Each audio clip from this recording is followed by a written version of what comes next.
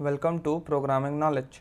In the last tutorial we discussed about lists, and in this tutorial we are going to discuss about another collection that is called set. So suppose I want to define a set of elements, so I'll write elements, and to initialize a set we give a pair of curly braces, and inside suppose I have two values, for instance hydrogen and oxygen.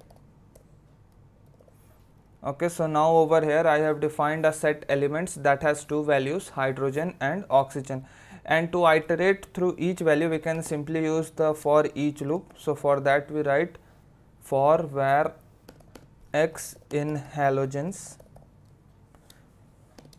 then simply for now let's print the value.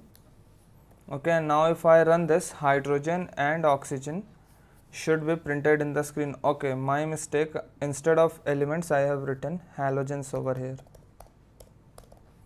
So now if I run this, hydrogen and oxygen should be printed. Okay, so another feature of set is that if we have duplicate values then it gets removed automatically.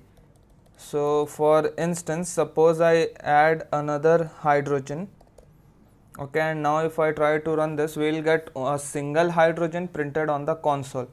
Okay, so this is a feature of set that we use while programming in Flutter. Okay, so the next thing about set is that to initialize a set, if we write something like this, which is correct according to the basic convention. Okay, now if I try printing its runtime type, so first of all, to print the runtime type we write element dot runtime type and a semicolon over here. And now if I run this, so it is giving me an error because an s is missing right over here. And now if I run this, the output is hash map, but our task was, or our assumption was, that this will initialize a set. So this is a common mistake that everyone does. Okay, so the curly braces stand for a hash map, and if you want to initialize a set then we can just add a data type over here, or the data type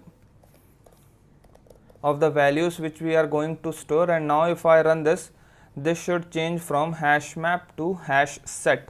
Okay, and yet another method is we can write, instead of var we write a set over here. Okay, now if I run this, the output will be again hash set. Okay, and I can also predefine the data type that will be stored in that set by writing like this. And now if I run this, it again says hash set, but instead of dynamic now it has string over here, which means it can only store string values. Okay, so moving on, this was about set. The next thing that we are going to discuss is map, that is yet another collection provided by Dart, and it is very much similar to dictionaries in Python and hash map in Java.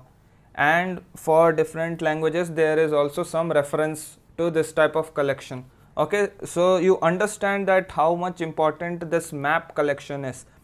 Okay, so to create a map we write, for suppose say I create a map student, okay, that has a key value pair. Okay, so the key is name and the value is my name.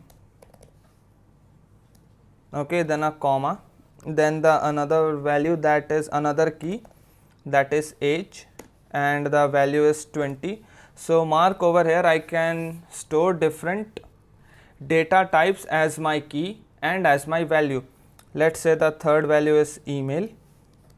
Okay, and the answer is my email.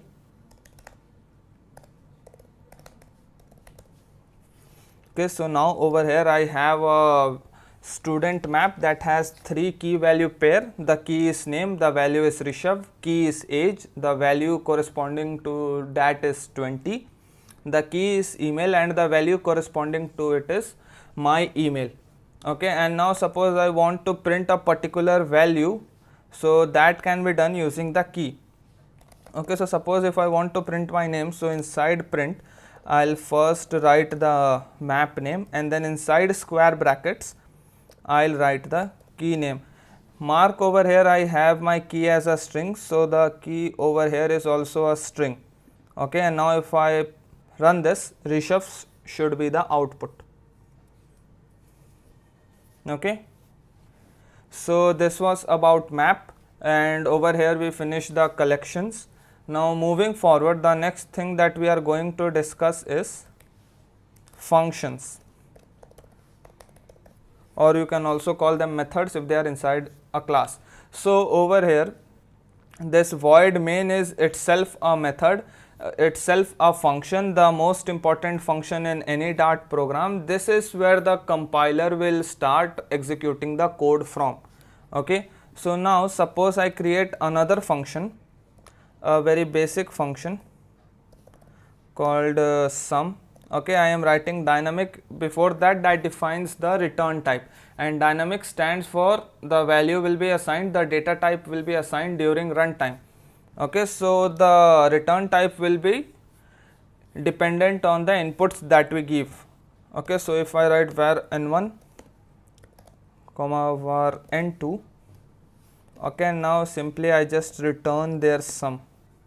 So I write n1 plus n2, and now over here I call this method, and since it is returning some values, so I need to store it in a variable, or a shorthand of a shorthand method will be I directly surround it with a print statement, so that the return value directly gets printed. And then sum I'll pass two values, 1 comma 2, and now if I run this, 3 should be the output. Okay, and similarly as I have dynamic over here, it is not confined to integer only, I can also pass a decimal value which will be considered as float over here, and I get a float output, and I can also pass a string over here. So suppose I pass two strings, Shav and Kumar, and if I run this, Rishabh Kumar will be the output. That means string concatenation has taken place. Okay, now the another feature about functions in Dart is that if we have a single line function, then instead of writing it like this, we can use the shorthand method that Dart provides, that is giving an equal to sign, then a right angle sign, and then just writing the operation that we want to provide, and in this case it is n1 plus n2, and we don't need to write a return statement over here. And now if I run this, the output will be the same. Okay, and let's again check it with an integer. If I write 1 comma 2, sorry, now let's run this, and you can see 3 is the output. So this type of function is common in all types of programming language, and this type of function is called positional functions. That means the first parameter will be stored in the first variable defined inside the parentheses, and the second parameter will be stored in the second variable decided in the parentheses.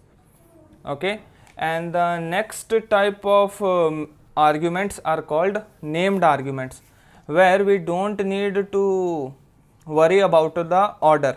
Okay, so to make it a named argument, I'll just put curly braces in between the parentheses and the variable names.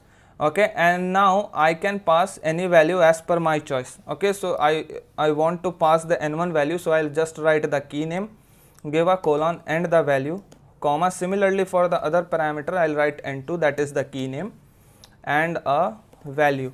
Okay, now similarly if I run this, the output will be 3 again. Okay, and now the basic flexibility that it provides over here is that I can change the order in which I want my value to pass. Okay, so suppose I want to pass n2 as Rishabh and n1 as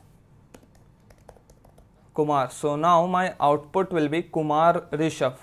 Okay, but if we would have gone by the positional method, then Rishabh Kumar should have been printed, but because we are using named arguments, we are getting this flexibility to change the order of parameters that we give as an input to any method.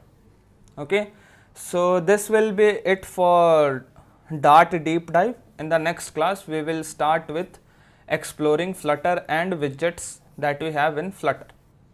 Thank you.